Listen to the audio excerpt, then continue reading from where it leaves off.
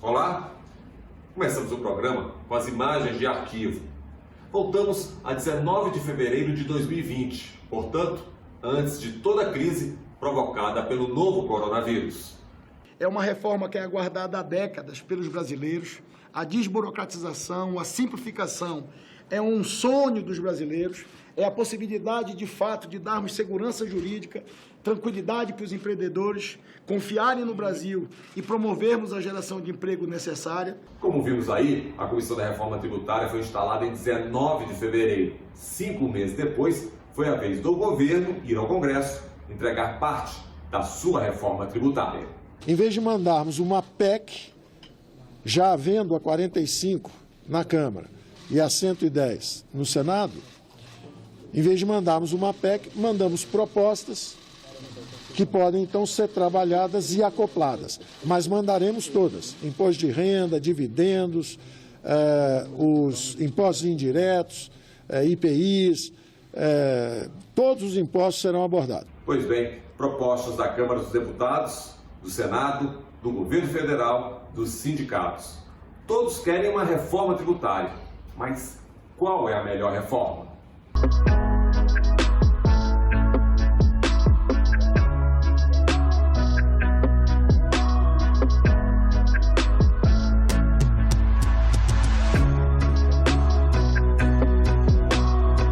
gente não pode mais ficar com os piores sistemas tributários do mundo. Não é apenas o cipoal de normas, é um manipúlio tributário. O grande obstáculo de se aprovar uma reforma tributária é que qualquer reforma irá gerar ganhadores e perdedores. A gente realmente sempre teve a guerra fiscal como um instrumento atrativo e ela vai acabar agora.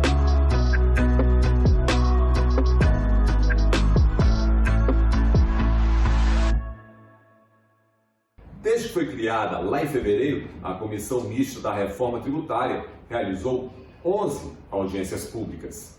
O Em Discussão faz o resgate da última delas. Vamos ver um resumo dessas propostas. A palavra de ordem é simplificação de tributos. O governo substitui 2. A proposta do Senado elimina 9.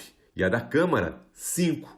E ainda tem o Simplifica Já, que, como o próprio nome diz, enxuga a cobrança de tributos ao máximo. Agora vamos aos detalhes. Os autores e suas defesas. Segundo os interlocutores do governo, a CBS simplifica porque acaba com regras confusas, como é hoje na cobrança do PIS e da COFINS. Moderniza porque a alíquota única é não cumulativa, ou seja, não incide sobre toda a cadeia produtiva. E garante transparência na cobrança, o que reduziria as disputas na justiça.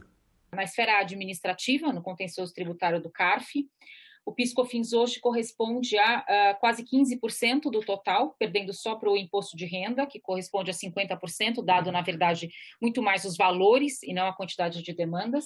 E o contencioso judiciário tributário de maior relevância hoje é o atual PIS/COFINS, com 36,6%. Supondo que eu compre insumos no valor de R$400 e agregue a esses insumos R$100, que são os meus demais custos de produção, e ainda por cima tenho o ICMS ou ISS no valor aqui de R$64, o preço final desse produto é R$564. No regime cumulativo, eu vou pagar aproximadamente R$18 de PIS/COFINS hoje. Num regime não cumulativo, eu pagaria R$15 aproximadamente hoje, e com a CBS eu pagaria R$12. Isso para mostrar os efeitos perversos da cumulatividade na arrecadação potencial do Brasil. Porque nós começamos tratando exatamente das contribuições do PIS e da COFINS.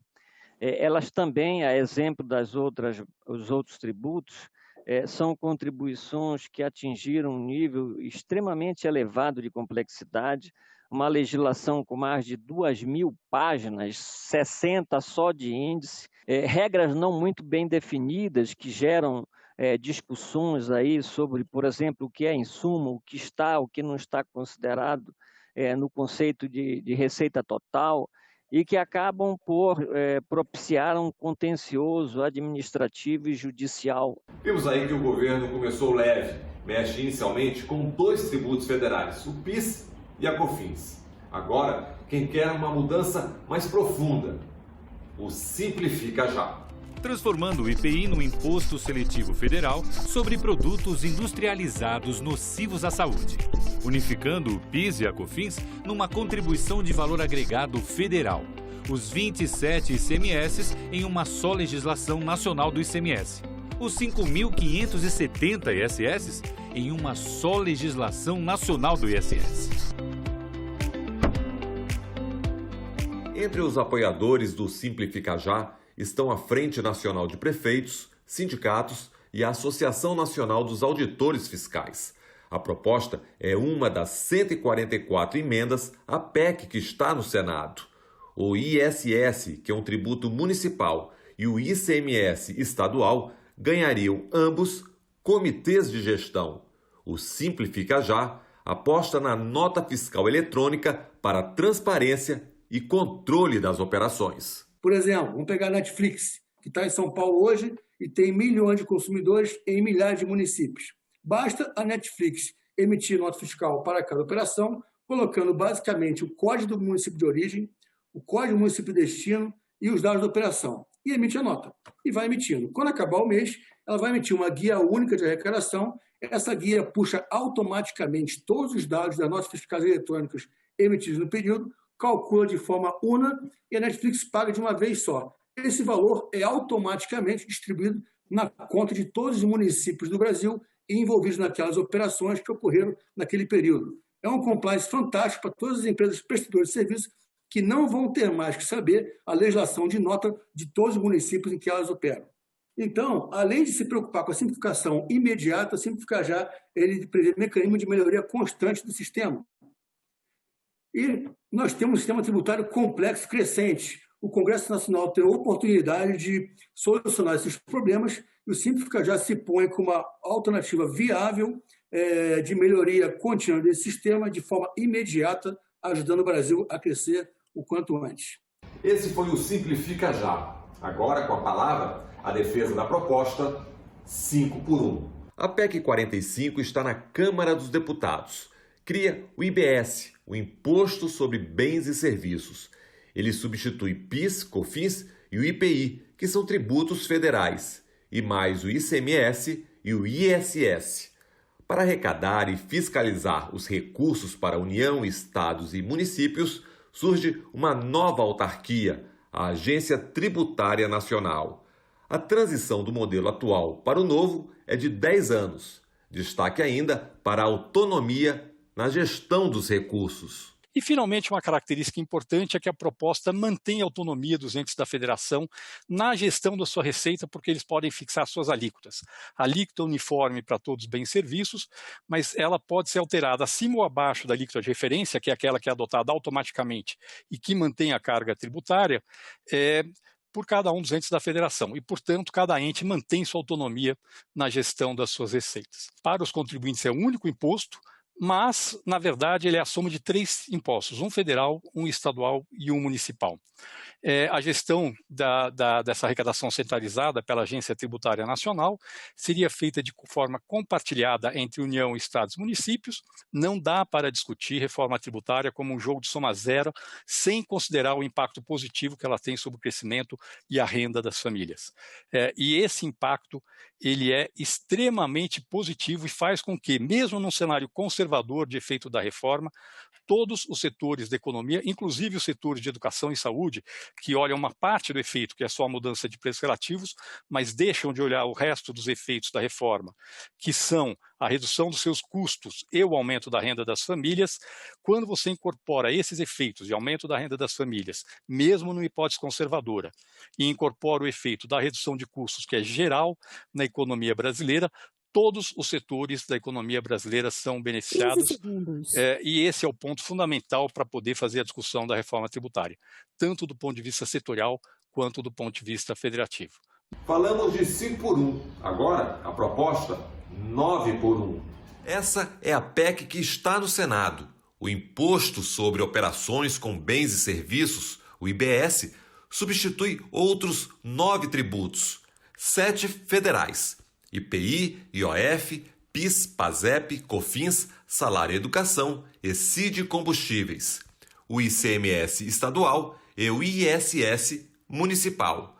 A transição aqui é de 5 anos e a unificação dos tributos, conhecido como Imposto sobre Valor Agregado, o IVA, geraria 2 IBS, um federal e outro estadual municipal. 35% da futura arrecadação do IBS vai pertencer à União, os estados 42 e o município 23. Então, é uma regra de ouro não mexer na partilha dos entes federados. Simplificação radical é limpar todos os tributos da base de consumo por um IBS só. Destino alíquota por fora. Nós defendemos 4, 5 alíquotas únicas nacionais, para 4, 5 setores. 3 de serviço e 2 para bens, onde acomodaríamos os itens essenciais à vida humana, como comida, remédio, saneamento, logística reversa, socioambiental, né? A microempresa, que é importantíssimo continuar dando o incentivo. É isso que nós queremos para o Brasil. Clean.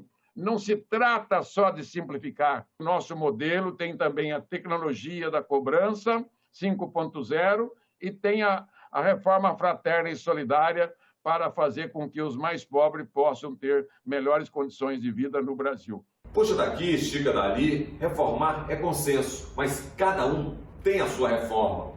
Vamos ouvir o representante dos estados. Estudamos a PEC 45, estudamos a PEC 110, estudamos o modelo da Índia, o modelo do Canadá, o modelo da Europa, o modelo dos Estados Unidos e de tantas avaliações e com apoio dos 27 secretários, chegamos a um aperfeiçoamento, à nossa visão. A nossa proposta, ela melhora esse ambiente caótico, porque pega 5 tributos sobre consumo entre impostos e contribuições de 3 entes, transformamos num só, com uma legislação nacional, com um único arcabouço de obrigação acessória, criando não só mais harmonia, mas principalmente menos possibilidade de alterar o tempo todo. Criamos a devolução parcial. A pessoa que é pobre na forma da lei, no cadastro, que a União já tem, os estados estão interligados, a gente vai devolver no mês subsequente, bastando ele informar o número da nota fiscal, seu CPF e o número da sua conta, que já está cadastrado nesses programas sociais. Então, a gente vai devolver parcialmente. Então, isso foi um avanço grande. Por isso que a nossa opinião dos 27 secretários de Fazenda é que tem que ser uma reforma ampla, com um único tributo sobre consumo nacional, legislação do Congresso Nacional, um comitê gestor que o Congresso tem como ajudar a construção dele e a gente criar uma harmonia federativa e sair desse manicômio tributário. O ponto que está claro em todo esse debate é o desejo de simplificação da cobrança dos tributos. O que ainda não está claro é como corrigir eventuais perdas com a reforma tributária. A desigualdade entre as regiões brasileiras fortaleceu o que convencionou-se chamar guerra fiscal. Para atrair empresas e gerar emprego e renda, as cidades acenam com benefícios fiscais. Com a reforma tributária, estados e municípios temem que a simplificação de tributos possa gerar perdas na arrecadação. O grande obstáculo de se aprovar uma reforma tributária, nesses últimos 20 anos eu acompanho isso, é que qualquer reforma irá gerar ganhadores e perdedores. Se a base das 2 PECs no Congresso exige a criação de um fundo para compensar estados e municípios com IVA único, qual será a fonte mais adequada de recursos pela ótica do governo? É possível continuarmos discutindo as 2 PECs sem ter a certeza de um recurso de compensação dos estados? Fundo de compensação de perdas entre origem e destino, que está sendo discutido, é um fundo que está sendo proposto pelos estados no âmbito da própria, no próprio IBS e que pressupõe que essa compensação vai ser feita entre os próprios estados ganhadores e perdedores, ou seja, os estados ganhadores, durante um período de tempo que vai ser estimado aí inicialmente em 20 anos, que poderá ser mais ou menos, dependendo da evolução, os estados ganhadores irão compensar os estados perdedores de modo que o efeito seja neutro em relação a migração da origem para o destino. Em todos esses anos foram bilhões e bilhões de reais aplicados em políticas que resultaram em nenhum emprego adicional, nenhuma renda adicional, ou seja, nenhum desenvolvimento regional que fosse capaz de equalizar as várias regiões do Brasil. Então, o que a União está propondo é não deixar de aportar os recursos que hoje aporta, mas rediscutir a gestão, inclusive, eventualmente deixando essa gestão de parte desses recursos com os estados. O modelo da PEC 45 hoje, ele é um modelo em que os estados ganhadores compensam os perdedores ao longo de uma transição de 50 anos, os municípios ganhadores compensam os municípios perdedores ao longo de 50 anos. No entanto, esse modelo ainda gerou uma resistência, principalmente de grandes municípios, e por conta disso o Centro de Cidadania Fiscal discutiu nas últimas semanas com a equipe técnica da Frente Nacional de Prefeitos um modelo alternativo, que seria um modelo que teria a criação de um fundo de solidariedade federativa financiada por todos os entes da federação, ou seja, na verdade, os ganhadores financiando os perdedores, e esse modelo estabeleceria um limite máximo de perda, ainda assim, essa perda seria corrigida pela inflação indefinidamente. Hoje, os estados têm o fundo de regionais de 43 bilhões. É muito justo ter um fundo de 30 bilhões para ele e para os municípios. É muito mais que justo. Um fundo de equalização de receita per capita para os que têm receita menor.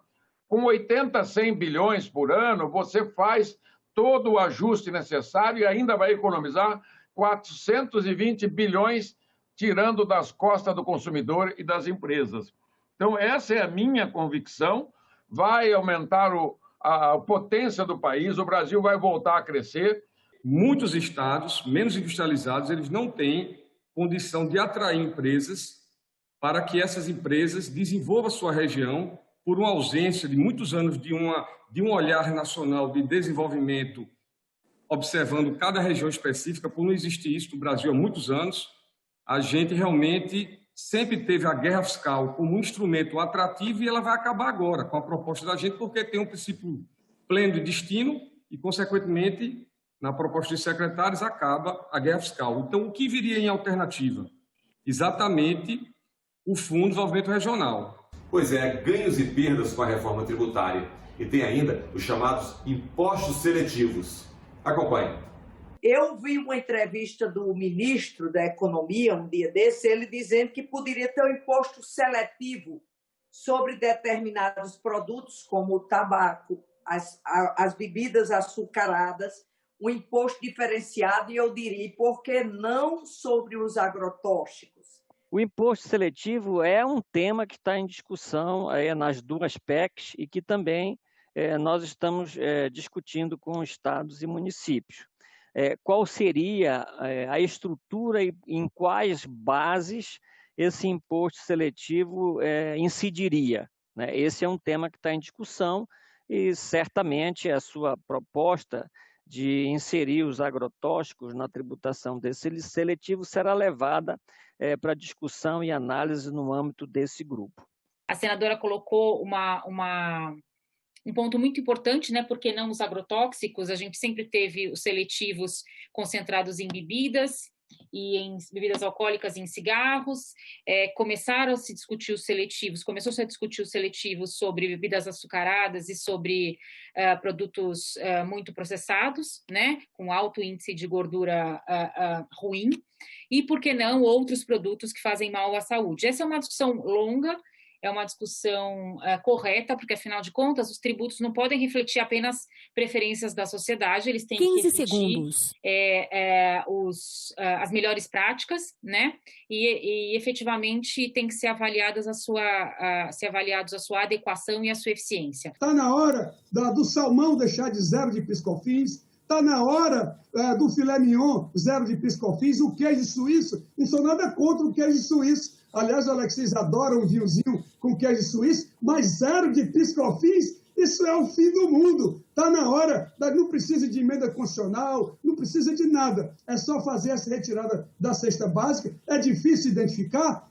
Mas hoje é tudo 0. Então é melhor ter alguma arrecadação sobre isso do que deixar integralmente isento. Nossa proposta de CBS contempla a extinção de dezenas de regimes especiais e de tributação especiais e favorecidas, que dão um ganho extremamente importante com relação à diferença entre os incentivos que serão mantidos e os que serão extintos, em torno de 28 bilhões.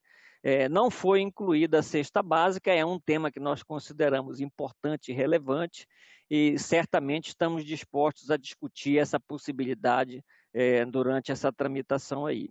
A expressão manicômio tributário foi apenas uma das muitas qualificações que o sistema tributário brasileiro recebeu durante a audiência pública. E o que tudo isso significa? Que a mudança é urgente. É um manicômio tributário atual. Não é apenas o cipoal de normas, é um manicômio tributário. Então você tem o ente federativo, município mudando legislação, o Estado mudando e a União com um sistema super complexo de PIS, COFINS e o IPI também, que é extremamente complexo. Então isso chama-se ausência de ambiente de negócio. O Brasil hoje é um país muito complexo para que a iniciativa privada invista. Desistir não é uma opção, senhores. Não é uma opção. A gente não pode mais ficar com um dos piores sistemas tributários do mundo. O Brasil merece um novo sistema tributário. É soltar as amarras, os freios de mão. Por isso, estamos propondo a reengenharia tributária tecnológica fraterna solidária para quê? Destravar a economia brasileira de uma vez por todas. Fazer com que as empresas trabalhem em regime de competitividade, transparência, isonomia, fazer com que o emprego tenha salários dignos, condignos, e aumentar o poder aquisitivo das famílias e fazer o Brasil crescer. O sistema tributário atual, ele prejudica o investimento. Ao eliminar essas distorções que prejudicam o investimento, o aumento do investimento faz aumentar, inclusive, o emprego. E uma parte do aumento da renda das famílias vem pelo aumento do emprego. A reforma tributária não só é importante para garantir a solvência do governo, mas para que o próprio governo possa fazer política pública. Vai ter recurso para fazer política pública. Os parlamentares vão decidir o que eles querem fazer com esses recursos. Uma parte vai querer reduzir a carga tributária, a outra parte vai querer aumentar gasto público sem irresponsabilidade fiscal. Isso é importante na política, mas isso é viabilizado pelo efeito da reforma tributária sobre o crescimento. Aprovou a reforma tributária esse ano, o ano que vem já cresce 5%, 6% e não para mais. Porque é a gordura do sistema tributário de hoje que está matando as empresas, mata a concorrência, porque um tem incentivo fiscal, o outro não tem. Um paga, outro não paga, um sonega, outro não sonega. Isso aí é o manicômio e o Frankenstein, que mata mesmo as empresas. A agência japonesa de investimentos, deputado Raul Agetro, disse que o maior problema das 600 empresas japonesas no Brasil é o sistema tributário, que eles falaram isso é impossível, não dá, isso prejudica as nossas empresas, né? Nós temos muitas dificuldades no Brasil. Nós temos toda uma venda de passagem sem nota, nós temos imóveis passados por valores diferentes, nós temos aí em São Paulo a Feira da Madrugada, a feira, o mercado informal na Paulista, você vê toda uma sonegação, você vê profissionais que perguntam se é com ou sem recibo. Então, como solucionar isso daí? Como solucionar essa guerra entre os estados? A sonegação, de fato, é um problema que precisa ser enfrentado. E a primeira medida para enfrentamento da sonegação passa exatamente pela simplificação do sistema tributário. E ficamos por aqui. Obrigado pela companhia e até o nosso próximo Em Discussão.